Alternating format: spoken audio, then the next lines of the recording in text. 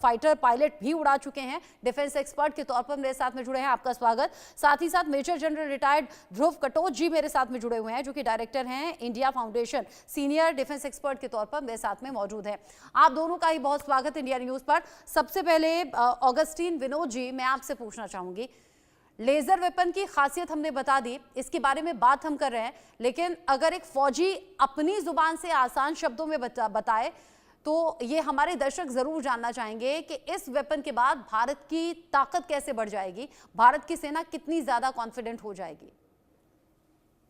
बहुत अच्छे सवाल है और मैं दर्शकों को और आपको बताना चाहूंगा, आज नहीं 15 साल पहले हम एक प्रोजेक्ट में काम कर रहे थे। डीआरडीओ वैसे भी बहुत एक साइलेंट ऑर्गेनाइजेशन है और अपने अपने बारे में ज्यादा बताने में सक्षम कम है।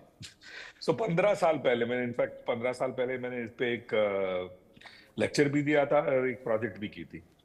ये प्रोजेक्ट का नाम था दुर्गा और काली। और दुर्गा का फुल फॉर्म है डायरेक्टली अनऑब्स्ट्रक्टेड रे गन एरे, दुर्गा। और काली का फुल फॉर्म है kilo ampere linear injector. Kilo ampere linear injector. तो दुर्गा क्या करता है? दुर्गा लेजर से मारता है और काली इलेक्ट्रॉनिक बीम छोड़ करके, जैसे हमने देखा था पहले, उसको उड़ने लायक नहीं रखता है और बाद में वो जब रेंज में आते ही, जैसे आपने कवर किया, रेंज में आते ही उसको मार गिराता है। ये काम करता है काली। सो दुर्गा और काली प्रोजेक्ट जो है 15 साल पहले शुरू हुआ था और आज हमने उसका एक नया रूप देखा, जैसे ड्रोन को मार गिराने में काम आएगा। Over to you. जिस तरीके से आपने समझाया कि 15 साल पहले से डीआरडीओ ने इस पर काम किया और आज की डेट में ये बड़ी उपलब्धि सेना के लिए है। ध्रुव कटोच जी, जो आज की सिचुएशन है, देखिए दो तरफा तो हम चैलेंजेस देखते ही हैं, चीन और पाकिस्तान के जरिए। अभी पिछले कुछ दिन से बांग्लादेश ने भी अपने तेवर बदले हैं। तो आज इस लेजर वेपन के बाद जाहिर सी बात है भारतीय सैनिकों का कॉन्फिडेंस तो बढ़ेगा ही, ये नई ताकत अब हमारे साथ में जुड़ जाएगी। लेकिन आज के वक्त में ऐसे वेपन की जरूरत कितनी थी? धन्यवाद। देखिए जी, आज के वक्त में ये वेपन जो है ये बहुत ही ज़रूरी है और मैं समझता हूँ ये टाइम पर, ये बिल्कुल समय पर अभी भारतीय सेना के पास अभी आ जाएगा। जैसे ऑगस्टिन साहब ने बताया, ये 15 साल पहले की कोशिश है। मुझे लगता है उससे भी पहले से प्लानिंग शुरू हो गई होगी। तो ये हथियार जो हैं, इस प्रकार की टेक्नोलॉजी, ये नहीं हो सकता कि आप एकदम आप बैठे और ये बन जाती है। इसमें बहुत समय लगता है और मैं समझता हूँ ये डीआरडीओ की बहुत काबिलियत है। इनका जो हैदराबाद में जो सेंटर है, जिसको चेस बोलते हैं, centre for high energy systems and sciences, एक वो है और दूसरा है जिसका नाम है LASTEC, laser science and technology centre. दोनों ने मिलकर ये बनाया है और ये मैं समझता हूँ ये बहुत ही बड़ी कामयाबी है अभी ये, क्योंकि ये इंटीग्रेट हो गया सिस्टम। अभी देखिए खतरे क्या है। अगर आप हमारी पाकिस्तान की तरफ से सीमा देखें तो बार बार वो ड्रोन भारत की सीमा के अंदर भेज रहे हैं, जिसमें या तो हथियार होंगे, या तो ड्रग्स होंगे, या एमुनिशन होगा। और उनकी सिर्फ यही कोशिश है कि भारत को डिस्टेबलाइज करने की। दूसरी बात, अगर हॉट वॉर हो जाता है तो ये ड्रोन्स का, ये ड्रोन स्वॉर्मिंग का भी इस्तेमाल हो सकता है। जो हमारी टारगेट्स है उनके ऊपर ये हमला हो सकता है।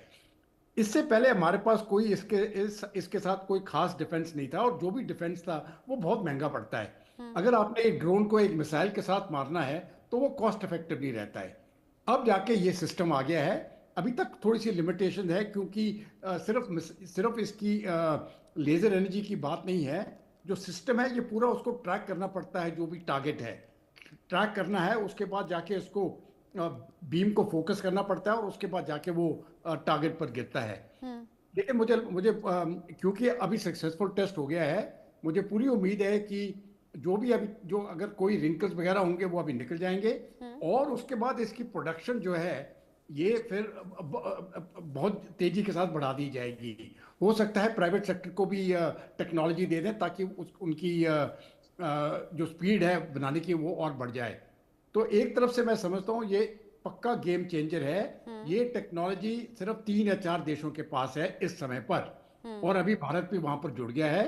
और मैं समझता हूँ ये भारतीय सेना के लिए एक बहुत ही बड़ी उपलब्धि है। उपलब्धि भी है, ताकत भी है। अच्छा, विनोद जी, अगर आप हमारे दर्शकों को समझा पाएं, आपने 15 साल पहले का जिक्र किया कि किस तरीके से इस पर काम हुआ।